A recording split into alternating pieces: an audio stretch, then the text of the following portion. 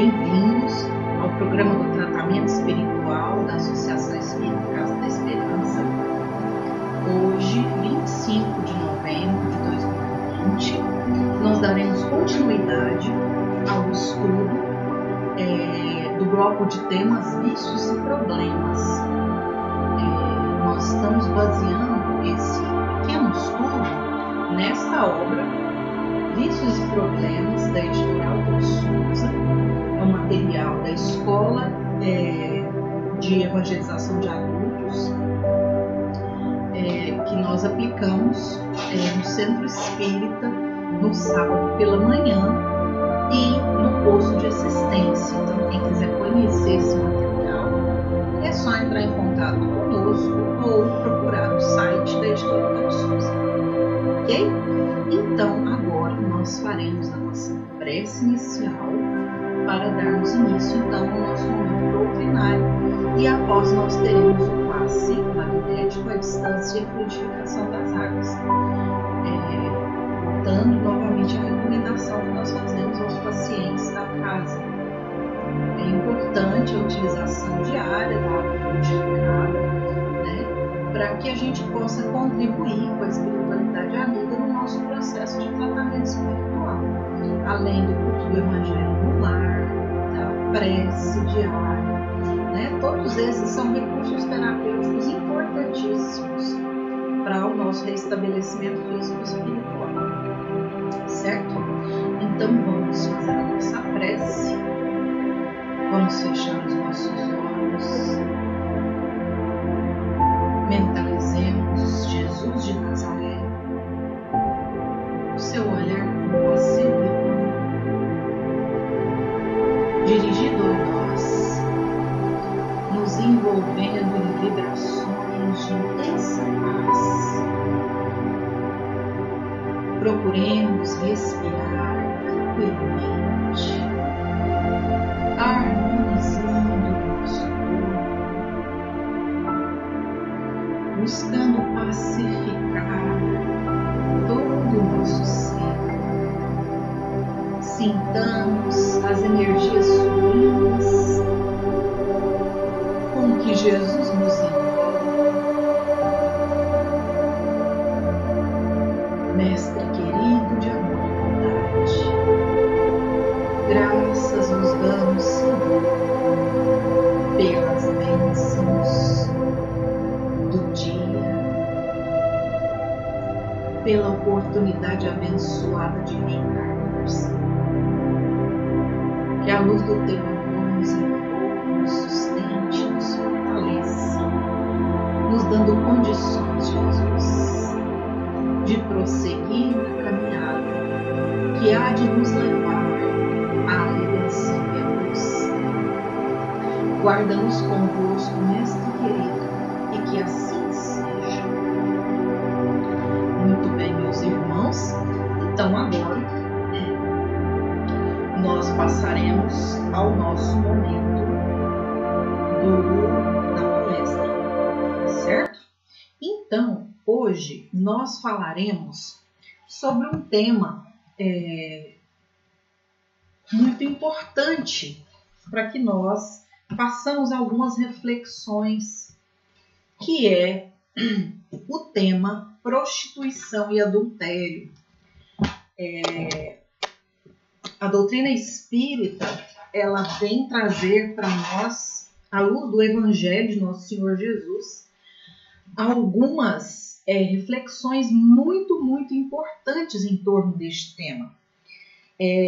Vou recomendar para vocês a leitura de um capítulo do livro Boa Nova, de Humberto de Campos, psicografia de Francisco Cândido Xavier, que trata justamente da passagem da mulher adúltera, com um olhar e com palavras do Cristo muito lúcidas e muito esclarecedoras para todos nós. Então, a mediunidade é uma bênção de Deus, trazendo para nós novos olhares, ampliando a nossa visão da vida.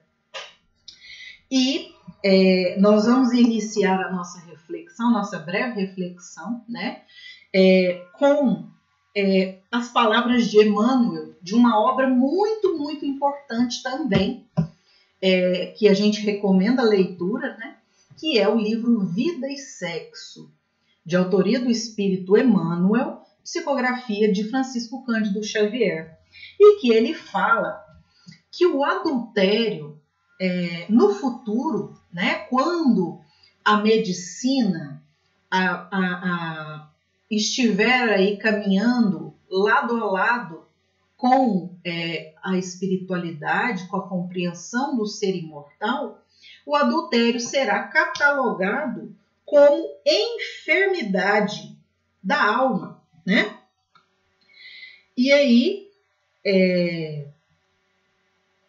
e fala também da prostituição, né? Que ele coloca aqui, ó, reúne em si homens e mulheres que se entregam às relações sexuais mediante paga, estabelecendo mercados afetivos.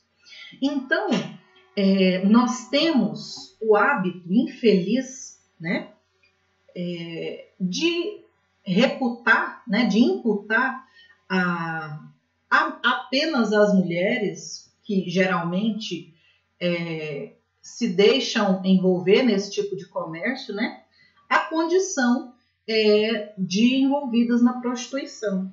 Só que a doutrina espírita ela esclarece para nós que o homem também delinque nesse campo quando ele busca o prazer sexual através da prostituição. Então, a condição de prostituição é tanto do homem quanto da mulher, tanto da pessoa que se coloca na condição de prostituição, quanto quem busca esse recurso, né? E é muito interessante as palavras de Humberto de Campos no livro Boa Nova, e aí eu vou ler na íntegra esse parágrafo, que é muito belo assim, para nós refletirmos. Ele coloca o seguinte: mas isso são falas do Cristo, né, através aí da narrativa de Humberto de Campos. Mas ouve, Pedro, a lei antiga manda apedrejar a mulher que foi pervertida e desamparada pelos homens. Entretanto, também determina que amemos nossos semelhantes como a nós mesmos. E o meu ensino é o cumprimento da lei, pelo amor mais sublime sobre a terra. Poderíamos culpar a fonte quando um animal lhe polui as águas?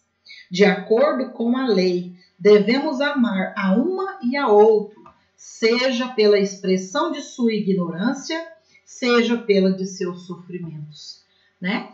Então, é muito interessante essa visão, né? Para que nós possamos ampliar a nossa visão da vida, para que nós possamos evitar esse tipo de comportamento, tanto no campo do adultério, quanto no campo da prostituição, né? Porque isso traz consequências graves para a nossa alma, sofrimentos futuros que chegarão até nós, não como castigo divino, como nós já vimos aqui, né? Deus não castiga ninguém, é uma questão da lei de ação e reação, toda ação gera uma reação, todo erro precisa ser reparado, não pela questão da punição e do castigo, mas pela questão da remissão, né? da reparação das nossas faltas ante a nossa própria consciência, né? E aí, lá no livro Sexo, Sublime Tesouro, do Eurípides Kiel, que é um livro muito bom também, ele diz o seguinte, que para as criaturas que desrespeitam a bênção do sexo, fazendo dele objeto de comércio, o futuro será sempre penoso, né? Então, tanto as pessoas que procuram o recurso da prostituição, quanto se deixam resvalar aí no campo do adultério, né? Porque adultera não só quem tem um compromisso afetivo e trai a confiança do parceiro, mas aquele que auxilia e que é parceiro nesse processo, também está auxiliando aí no processo do adultério, né? Então, nós precisamos refletir sobre isso, Porque quando nós lesamos afetivamente quem quer que seja, nós estabelecemos vínculos dolorosos que nós precisamos reparar em algum momento da nossa trajetória evolutiva, seja nessa encarnação ou em próximas encarnações. Então, brincar com sentimentos de outra pessoa, iludir outra pessoa, enganar outra pessoa, traz consequências graves para nós. Nós não podemos pensar que agir de forma irresponsável para com o sentimento e o afeto do nosso próximo não gerará consequências, né? E é muito interessante também no Boa Nova, né? Quando fala da questão de Maria de Magdala, né? Que fala da questão justamente do julgamento das pessoas, né? Existia uma multidão de gente, uma multidão de pessoas desejando apedrejá-la, né? E aí nós precisamos refletir. Nós estamos sendo mais severos para conosco e mais indulgentes com o próximo? Ou nós estamos gastando a maioria do nosso tempo em reprovar e depreciar a vida dessa ou daquela pessoa, né? E quando Jesus pergunta, aquele que estiver sem pecado atire a primeira pedra, todos se foram. Por quê? Graças a Deus, né? Jesus soube conduzir e tocar fundo aqueles corações naquele momento, para que eles reconhecessem que eles também eram falhos, que eles também tinham pecados, né? Vamos dizer assim. Então, porque nas redes sociais, na nossa vida privada, né? No trabalho, quase sempre nós também estamos atuando assim. Nós estamos desejando apedrejar essa ou aquela pessoa, né? Quando nós fazemos um comentário agressivo, depreciativo nas nossas redes sociais ou nas rodas de conversa, no nosso trabalho, onde quer que nós estivermos, nós também estamos atuando dessa forma. E a vida afetiva, as dificuldades conjugais, os problemas no campo do afeto, quase sempre são assuntos muito comentados, principalmente com relação às dificuldades. Então, nós precisamos desenvolver a caridade do silêncio, né? A caridade do silêncio, não em relação a ser conivente com o mal, quando existe a questão da agressão, né? Não é nada disso, mas é porque quase sempre a nossa fala e os nossos comentários são no sentido da maledicência, né? Da fofoca.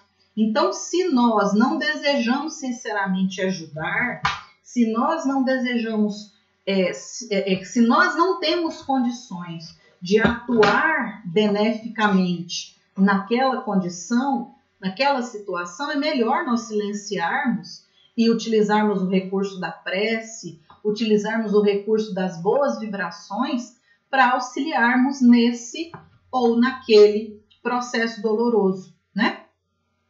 E aí, nós vamos terminar justamente com essa reflexão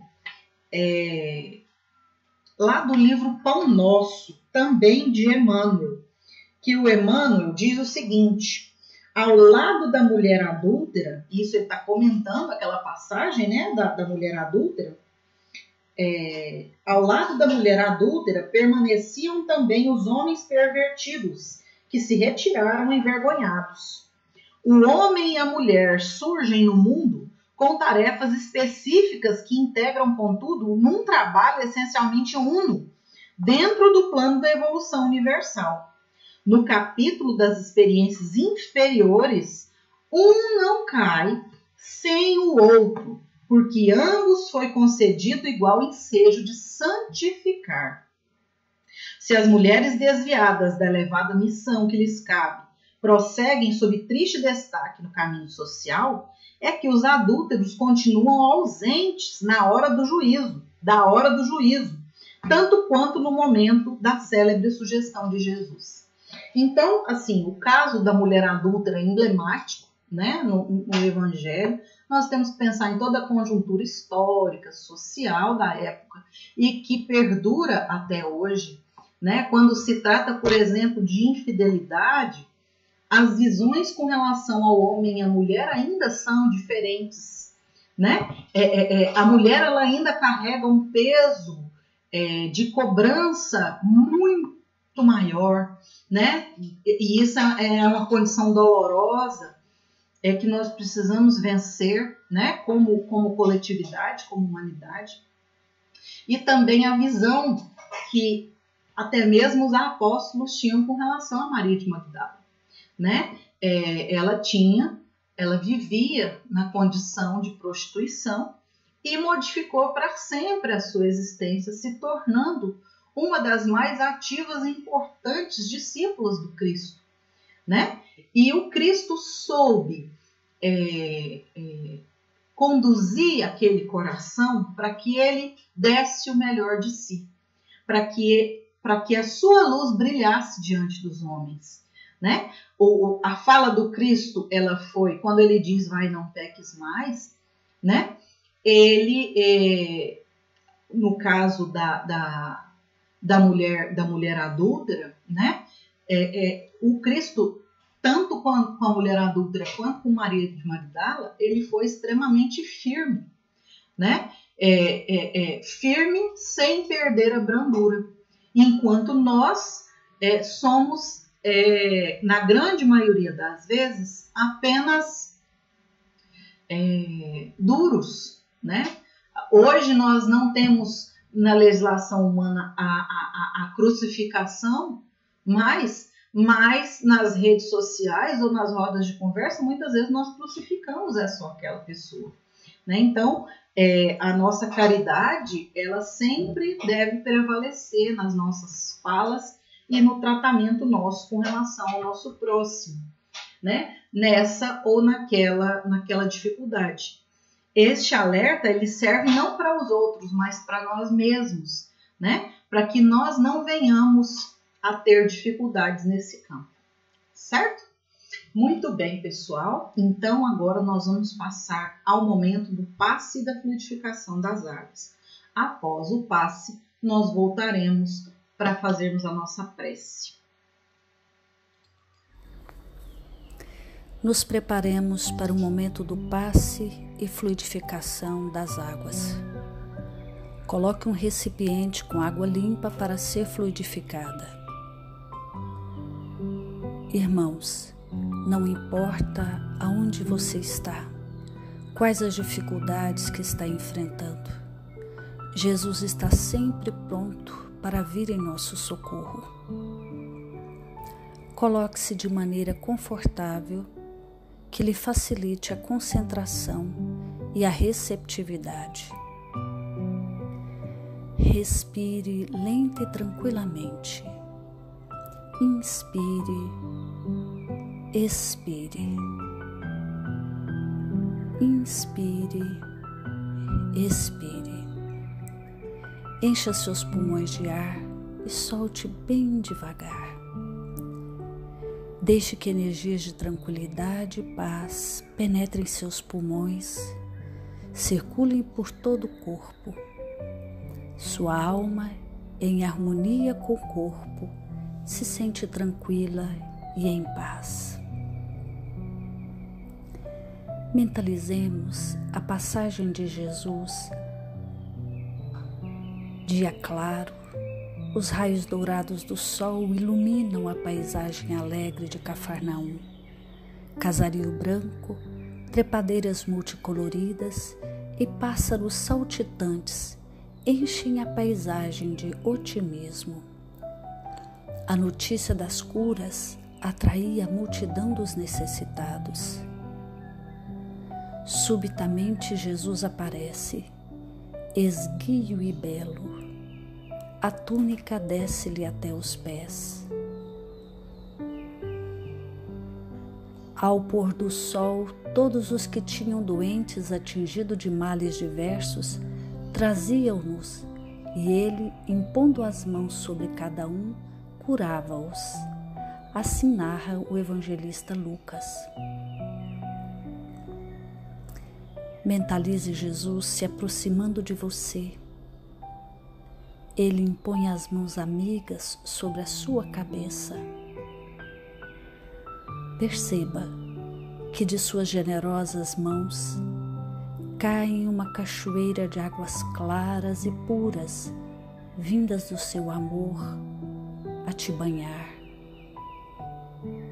Derramam-se em sua cabeça, descem pelos ombros, banham todo o seu ser, te trazendo paz, serenidade, equilíbrio. Limpam todas as impurezas e te pacificam. Sinta estas águas te banhando, limpando. Respire. Mentalize agora Jesus como sol diante de você. Sua luz, seu calor te envolvem. Sinta as energias curadoras que emanam do Cristo em sua direção. Ele ouve as suas preces. Confie nele. Seu amor é infinito e te acompanha e protege, oferecendo de tudo o que necessitas. Confie. Absorva as energias curadoras de Jesus. Sua luz te envolve. Sinta essas energias percorrendo todo o seu corpo.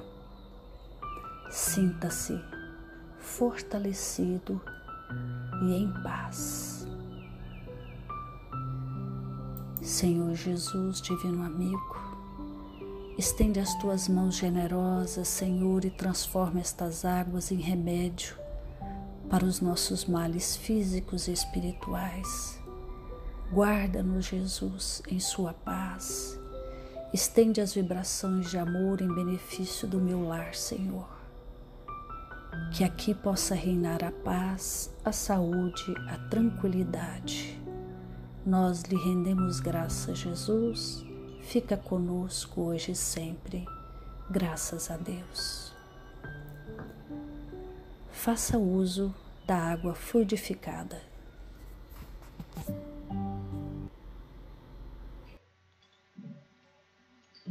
Muito bem, meus irmãos. Então agora faremos a nossa prece final para encerrarmos o nosso momento de tratamento hoje. Fechemos os nossos olhos, busquemos a Jesus, agradecendo a Ele pela ação amorosa dos amigos espirituais que nos tutelam e protegem, que nos envolvem, nos conduzem. Te rogamos, Jesus querido, permanece conosco, Senhor, nos nossos lares, durante toda nossa semana. Acompanha-nos, Senhor, à noite do repouso do corpo físico, e que as bênçãos da tua paz, meigo Jesus, sejam conosco hoje, agora e sempre. Graças a Deus, que assim seja. Muito bem, meus irmãos. Então, relembrando, os companheiros que desejarem participar do programa do tratamento espiritual na nossa casa, podem entrar em contato pelo 62 98552 7341 para a triagem fraterna, certo? Para iniciarem aí o programa do tratamento. Que Jesus nos abençoe. Até a próxima.